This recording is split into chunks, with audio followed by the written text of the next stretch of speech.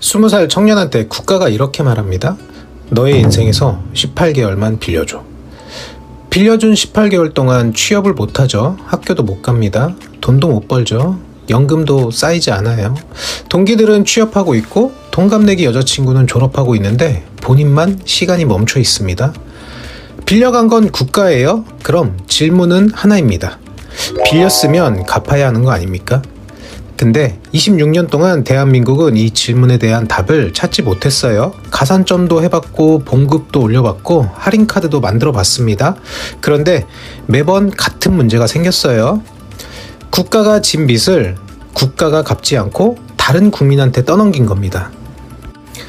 그 결과가 뭐냐면요. 군필자는 우리 희생에 보상도 없냐? 라고 분노하고 여성은 왜 우리 기회를 깎느냐? 라고 분노하고 남녀가 서로를 향해 싸웠습니다. 20년 넘게 반복된 군 가산점 논쟁이 매번 남녀 갈등으로 번졌죠. 근데 생각해보면 둘 다 맞는 말이었어요. 군필자는 보상을 받아야 하고 여성의 기회도 깎이면 안 되는 거잖아요. 이 둘이 충돌한 건 국가가 자기 빚을 갚지 않고 국민끼리 나눠 갚게 만들었기 때문입니다. 오늘은 그 이야기를 한번 해볼게요. 1961년 군사정권이 제도를 하나 만듭니다. 바로 군 가산점이에요. 군대 다녀온 사람이 공무원 시험을 보면 만점에 3%에서 5%를 더해주는 제도였습니다.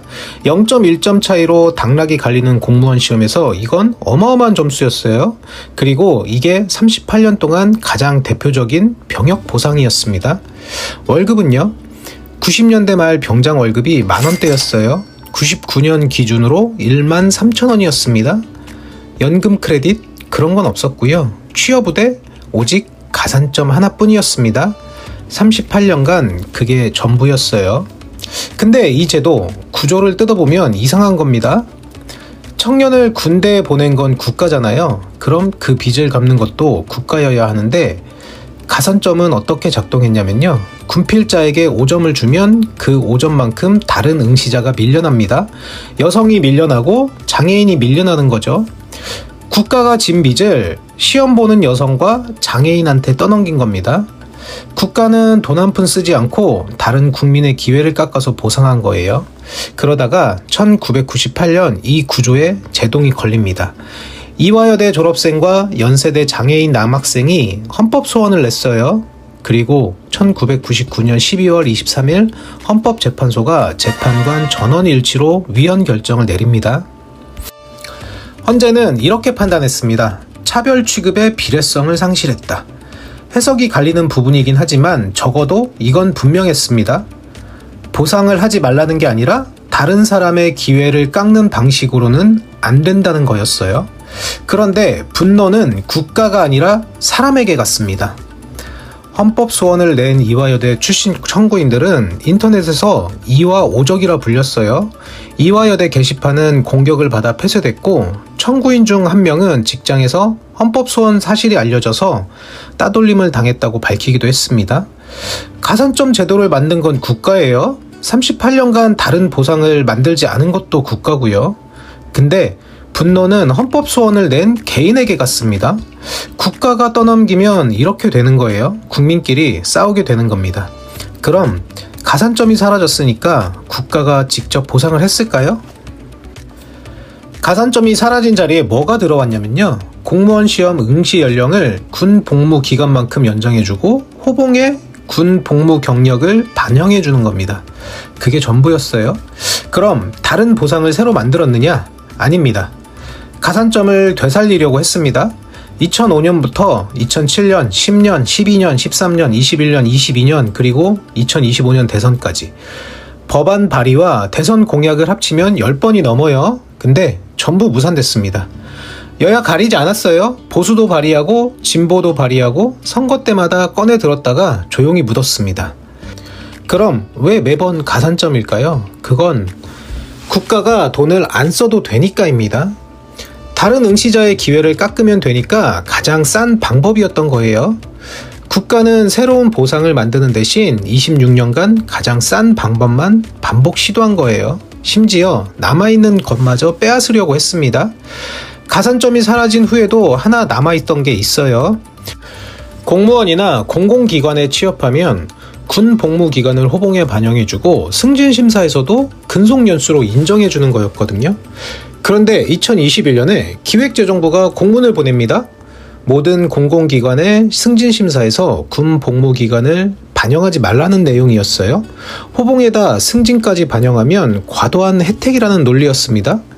이건 여야 할 것 없이 반발이 나왔고요. 심지어 여가부조차 군 복무 경력 인정은 헌재 결정 취지에 어긋나지 않는다고 정반대 답변을 내놨습니다.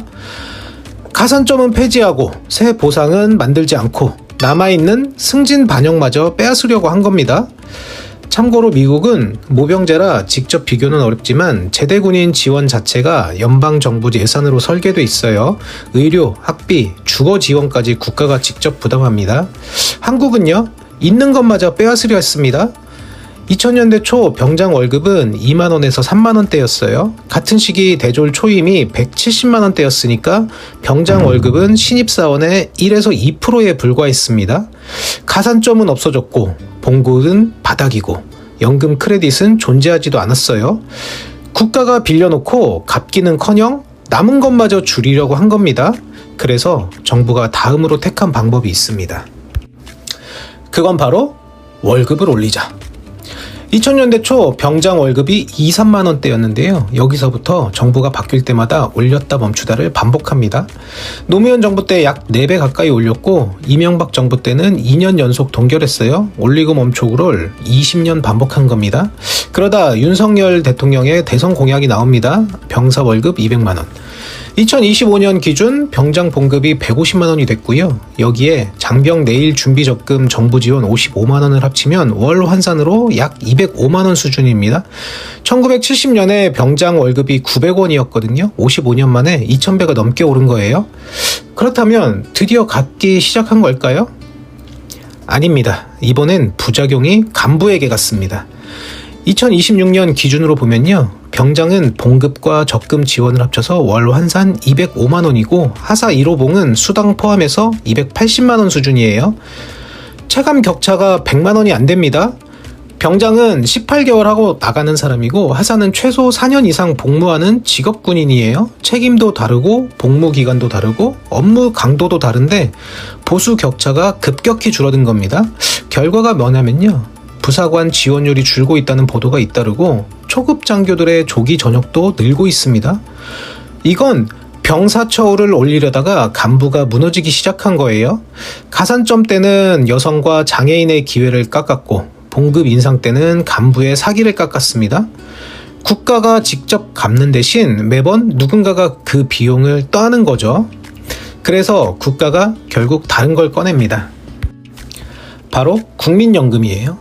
2008년에 군복무 크레딧이라는 제도가 처음 생깁니다. 군대에서 보낸 시간 중 일부를 국민연금 가입 기간으로 인정해주는 제도예요. 근데 처음에 얼마를 인정했냐면요. 6개월이었습니다. 18개월 복무하고 6개월만 인정해주니까 나머지 12개월은 연금 공백이었죠. 그래도 이건 이전과 달랐어요. 이 6개월의 비용을 누가 냈느냐? 국가가 냈습니다. 다른 사람의 연금이 줄지 않고 다른 사람의 취업 기회가 줄지 않았고 다른 간부의 처우가 깎이지도 않았어요. 처음으로 국가가 자기 빚을 자기가 갚기 시작한 겁니다. 그리고 2025년 연금 개혁으로 크레딧이 최대 12개월까지 늘어납니다. 현재 시행 중인 기준이 여기까지예요. 그런데 2026년 정부가 한 발 더 나갔죠. 2027년부터 군 복무 전 기간을 전부 인정하는 방향을 발표했습니다. 이게 실현되면 육군 18개월이면 18개월 전부, 해군 20개월이면 20개월 전부, 공군 21개월이면 21개월 전부가 인정됩니다. 6개월에서 12개월로, 12개월에서 전 기간으로. 군대에서 보낸 시간이 연금에서 사라지지 않는 구조가 된 거예요. 정리하면요. 1961년부터 99년까지 가산점으로 보상했습니다. 비용은 여성과 장애인이 냈고 국민끼리 싸웠죠.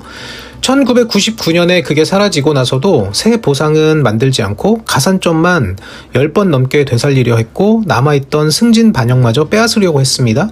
2003년부터는 봉급을 올렸는데 그 부작용은 간부에게 갔죠. 2008년부터 연금이 시작됐고 전 기간 인정까지 추진되고 있습니다. 26년 만에 국가가 직접 갚기 시작한 거예요.